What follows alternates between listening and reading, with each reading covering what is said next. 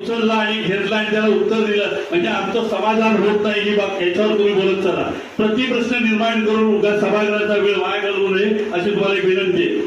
चिपळूण शहरामध्ये शाळेत आणि माझ्या आकलेनुसार गीते साहेब जेव्हा होते तर गीते साहेबांचे कुठले तरी सेंट्रल गव्हर्नमेंटच्या फंडातून आपल्याला ट्रान्सफॉर्मर मंजूर झाले होते.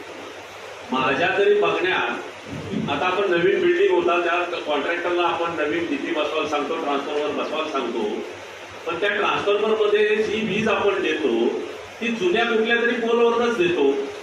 आज माझ्या माहितीप्रमाणे 40 वर्षात चिपळूण शहरामधली कुठली जी वायर तुटली असेल ती आपण बदलली असेल नक्की, पण सरसकट वायर बदलायचा कार्यक्रम आपण कधी केलेला नाही.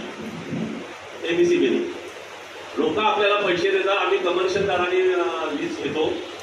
ज्यांना शक्य ते इन्व्हर्टर लावतात, पण ज्यांना शक्य नाही त्यांनी काय करायचं की इथं जे उपकेंद्र घेतलेलं आहे मी मागच्या घटनेकडे जात नाही ते चूक आहे का बरोबर आहे.